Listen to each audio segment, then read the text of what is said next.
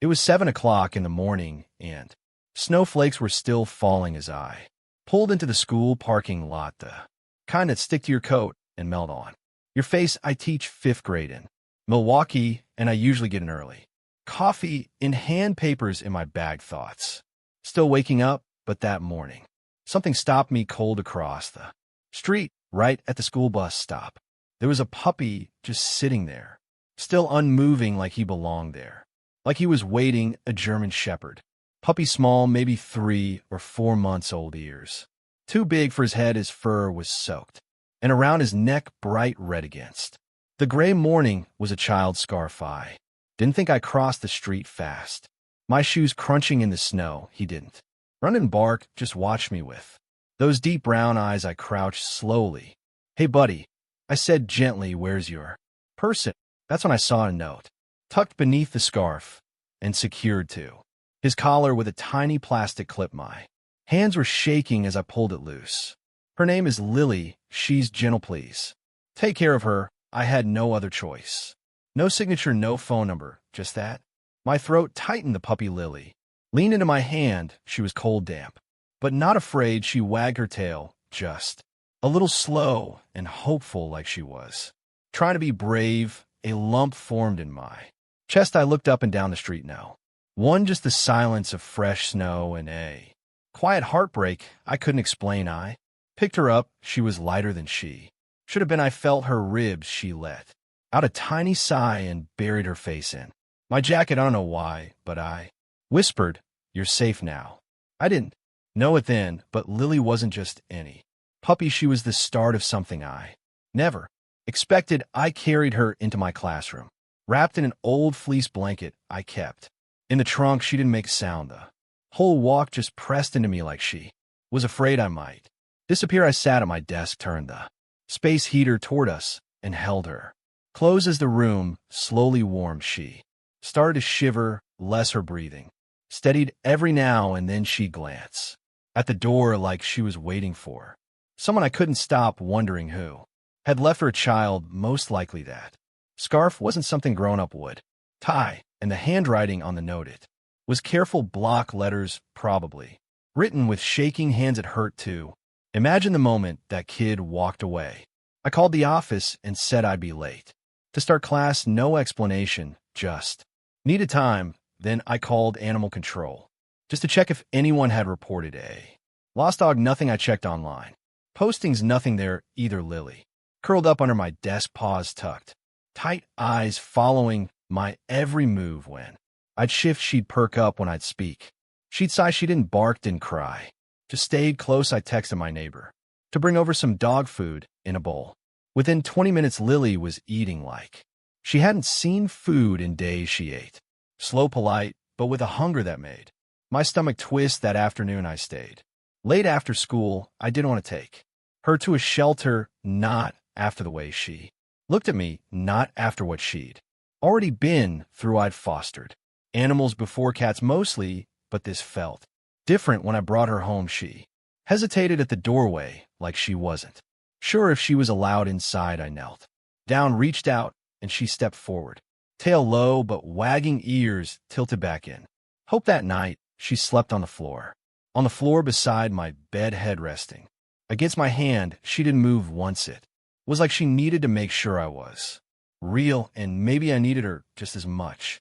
The next morning, I woke to find Lily still curled beside me, her breathing slow and steady. For a moment, I just watched her, the way her chest rose, and felt a tiny twitch in her paw like she was dreaming. I hadn't slept that well in years. Something about having her there, so quiet, so trusting, made the silence feel full instead of empty. At school, everyone noticed her immediately. My students gasped when they saw her poking her head out of my office. "Is that your dog, Mr. D. Harris?" they asked. Wide-eyed, I hesitated. "Her name's Lily. She's staying with me for now." That was all I could say. By lunch, she was the star of the school. The counselor, Mrs. DeWitt, came by and knelt next to her. Lily leaned into her like they'd known each other forever. "She's got something special," Mrs. DeWitt whispered. "Not just sweet, she sees things." That made me pause because I'd felt it too. Lily didn't just notice People she read them when one of my students, Jamie, who rarely spoke, sat beside her. During recess, Lily laid her head on his lap. He didn't move for 10 minutes, and then softly he started talking, not to her, to me, about the book he was reading. It was the most he'd said in weeks. After school, I found myself researching therapy dogs, requirements, certifications, training. I had no idea if Lily could do it, but something in my gut told me she already was at home. She followed me from room to room, never more than a few feet away. When I cooked, she sat in the corner, eyes soft. When I read, she rested her head on my foot. I caught myself talking to her about work, about my late wife, about how the house had felt too big for too long. And Lily just listened, no judgment, no questions, just presence. That night, as I turned out the lights, she jumped onto the bed without a sound. I didn't stop her. I think we both knew she belonged there. By the end of the week, it felt like Lily had always been with me. She moved through the halls of the school like she belonged, greeting teachers, comforting students, never causing a stir. The janitor, Mr. Lopez, started bringing her treats from the vending machine. The librarian let her curl up by the reading corner during free period. It was like she was stitching herself into the fabric of the building, thread by thread. But the more I saw her settle in, the more I thought about the note, about the child who had written it. I couldn't shake the image of small hands tying that scarf, placing her at that bus stop, walking away into the snow. So I started asking around quietly. I spoke with the bus drivers. One of them, Cheryl, remembered seeing Lily. She was there all week, she said, same time every morning, sitting like she was waiting for something. Cheryl wiped her eyes. We all thought she belonged to someone nearby. I checked with the counselor, asked if any students had recently moved or started acting differently. She gave me a few names, but nothing felt right until Friday afternoon. I saw a boy named Eli standing alone by the playground. He wasn't in my class, but I knew his face. Quiet, polite, always alone. And then I noticed the edge of a red scarf sticking out of his coat pocket. My heart thudded. I walked over slowly. Hey, Eli, I said, that's a nice scarf.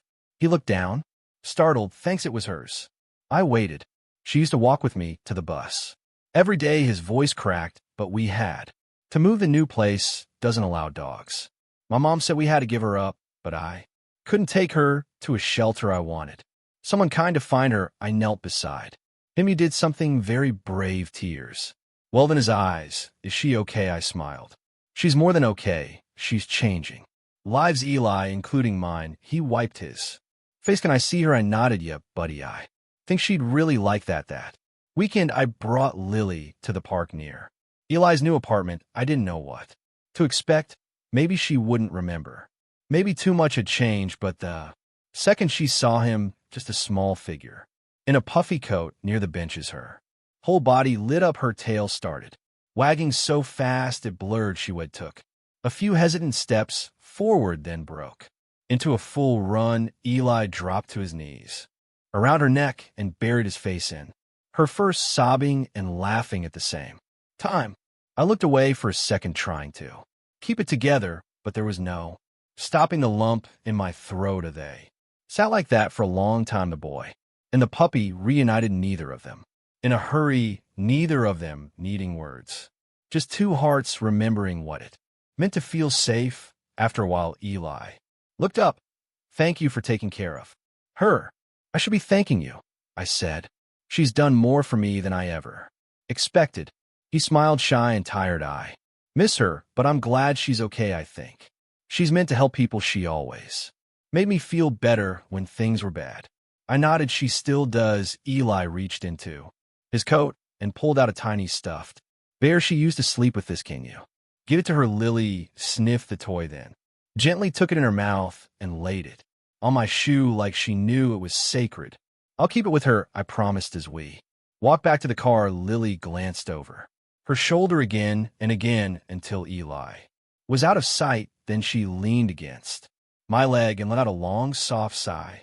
She'd said goodbye, but it didn't feel like an ending. It felt like the beginning of something even bigger. On Monday morning, Lily walked into the school like she owned the place, tail high, eyes bright, that little stuffed Bear tucked carefully in her mouth. The kids gasped when they saw her. She brought a toy. Someone shouted, but Lily didn't let it go. She carried it like a badge, like a reminder that day something shifted. Jamie, the quiet boy from my class, asked if Lily could sit by his desk during reading time. I said yes. By the end of the hour, he had read out loud to her an entire chapter. No one prompted him. He just did it like Lily's presence made the words less scary. Later, a girl named Tara came in crying after recess. I didn't even have to ask. Lily got up, walked over, and gently nudged her hand. Tara sat on the floor, arms around Lily's neck, and cried until she couldn't anymore. Not loud, just soft, shaking sobs. When she stood up, her eyes were clearer. She hugged me before leaving. By Thursday, the principal called me into her office. I thought I was in trouble. Instead, she handed me a flyer. Therapy dog certification program. She said, I think you should apply. She's already doing the job. I stared at the paper, then at Lily, sitting politely beside me, head tilted, like she understood every word. She's not even mine, I said quietly. The principal smiled. She's someone's now. That night, I filled out the application. It asked about training, temperament, experience. I didn't have all the answers, but I wrote what I knew. That Lily had a gift, that she saw people, that she didn't flinch at pain and didn't need to be taught how to love. In the living room, Lily lay curled at my feet, the stuffed bear beside her. She looked up as I typed and wagged her tail once. Slow and steady, I reached down and stroked her head. We're going to help a lot of people, you and me, and I meant it. With everything I had. The certification process took weeks, interviews, temperament tests, controlled exposure to loud noises, wheelchairs, sudden movements. Lily passed them all like she was born for it. I watched trainers try to rattle her, confuse her, even overwhelm her, but she never panicked, never barked. She just watched, waited, responded with calm so deep it made people stop and stare. You sure she's a rescue? One evaluator asked. She's got the soul of an old dog. I nodded. She's been through more than most. When the final approval came, and I held the envelope like it was something sacred inside, was a badge with her name, Lily, certified therapy dog. I knelt beside her, clipped it onto her vest, and whispered, you did it, sweetheart.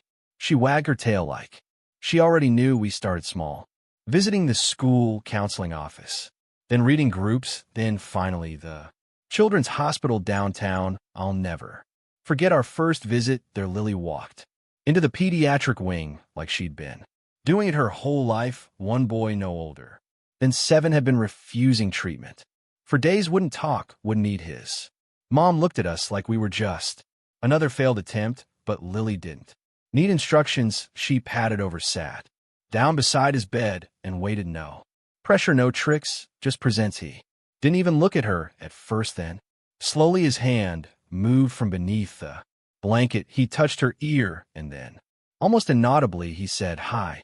His mom gasped. Nurses stopped what they were doing. Lily laid her head on his stomach and closed her eyes. It was like watching a storm break and the sun come through. Every visit after that felt like a ripple. From that moment, kids who hadn't smiled in weeks started laughing. Once who couldn't sleep found comfort in her weight beside them. Parents held her like they hadn't held anyone in years, and every night when we came home, she'd curl up next to me with that same quiet peace, like she was carrying their pain so they didn't have to. She was more than a therapy dog. She was healing people in ways I still can't explain word about. Lily started to spread. Local news did a short piece on her, the puppy who waited at a bus stop and found her purpose. The headline made me tear up. They interviewed Eli, too, with his mother's permission. He stood beside her, clutching her old scarf, and said, I didn't give her up, I gave her a chance. That line stuck with me. Soon we were invited to speak at community centers, schools, even a youth shelter. Everywhere we went, Lily became a beacon. She had this quiet way of entering a room and making people feel seen. She didn't do tricks. She didn't bark or perform. She just was, and somehow that was enough. One afternoon, we visited a group home for teens dealing with trauma. Tough crowd, arms crossed, eyes down, guarded hearts. The staff warned me, don't be surprised if no one interacts. But Lily had her own plan. She walked over to the farthest corner, where a boy sat alone, hoodie up, legs pulled to his chest. She didn't nudge him or ask for attention. She just laid down near his feet, curled into a ball, and closed her eyes. 5 minutes passed, then 10. And then his hand moved barely, just enough to rest on her back. I didn't say a word, no one did, but I saw the way his shoulders dropped just a little, like the armor cracked. Moments like that happened again and again, and not just with kids. One day after a long visit, we stopped by the park to rest. An older man sat on a bench, tears in his eyes, holding a photo. Lily walked over, sat beside him. He looked at her, then at me, and whispered, "She looks just like my Daisy. Lost her 2 months ago. Thought I'd never feel that again." He reached down. Lily leaned into his hand. That's when I understood. Lily wasn't just bringing comfort. She was returning something people thought they'd lost forever: hope. That winter, a storm rolled through Milwaukee, thick and heavy, burying the city in white silence. Schools closed, roads shut down, power flickered across neighborhoods. The world felt still, like everything had taken a breath and held it. But Lily didn't mind the snow. She'd bound through the drifts in the backyard like a child, seeing magic for the first time. Her paws left perfect prints behind her, and every time she turned to look at me, there was this light in her eyes, like she wanted me to follow. I did. One night, just after midnight, the power went out. The house went dark and cold. I lit candles, wrapped myself in blankets. Lily sat beside me, watching the flame flicker. That little stuffed bear still tucked near her bed, like it always was. I looked at her, this dog who once sat waiting at a bus stop, and felt this deep ache of gratitude. I didn't say much, just reached over and touched her paw. She placed her other one on top of mine. That was the night I realized something had changed in me. I used to go home to an empty house, to silence, grief, the echo of a life that used to be full. But now I came home to Lily, and it didn't feel empty anymore. The next day, we bundled up and walked to the hospital. Roads were still icy, but the pediatric wing was open, and Lily had her regulars waiting. Kids who didn't understand the world had shut down. All they knew was that Lily hadn't let them down. One of the nurses pulled me aside. "She's more than a therapy dog," she said. "She's an anchor for us." I smiled, blinking back, tears for me too.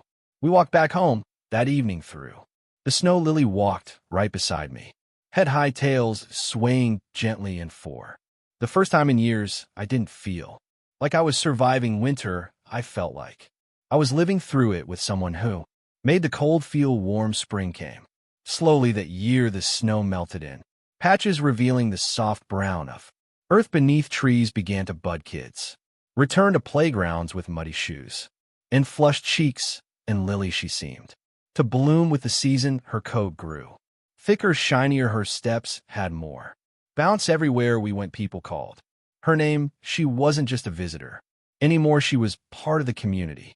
But something else started to grow too. At the hospital, a new girl had arrived. Her name was Amamira, 9 years old, cancer. Bald, thin, quiet. She didn't speak. The first week, refused visitors turned her face to the wall until Lily came in. Amamira didn't react at first, just stared. Lily sat down gently by her bed. Not close, just enough to be seen. The next day we returned. Lily took the same spot, silent, patient. On the third day, Amamira whispered, "Is she real?" I nodded. She looks like the dog from my dreams," she said. Lily moved closer, slowly, carefully, and laid her chin on the edge of the bed. Amamira smiled for the first time. From that moment on, Lily was her shadow. She lay beside her during treatments, rested her head on Amira's lap when the nausea hit. Sometimes she just breathed with her, slow, steady, anchoring her in the moment. One day, Amamira looked at me and said, "When I feel scared, I hold her ear. It's soft, makes the fear smaller." I didn't know how to respond, just nodded and swallowed hard. Weeks passed. Amamira got stronger the day she left the hospital. Lily walked beside her, wheelchair all the way to the door mirror, leaned down and kissed her on the head. "Thank you," she whispered, "for being my brave." That night, as we sat on the porch watching the sunset, I looked at Lily, her head resting on my foot, and felt a weight lift from my chest. She had carried so many, including me. She didn't ask for praise or reward, she just gave. And somehow in giving, she healed. I still drive past that bus stop, sometimes the one where I first saw her sitting in the snow with that red scarf and a note that broke my heart. I drive by slowly, watching the sidewalk, the sign, the bench. And every time I see a ghost of that morning, the way she looked at me, not with fear, but with hope, like she was waiting for the world to say yes. I think about Eli too. I still see him now. And then he's taller, smiles more. Last time we met, he brought Lily a new scarf, green. This time for spring, she wore it like a crown. People asked me if I rescued Lily.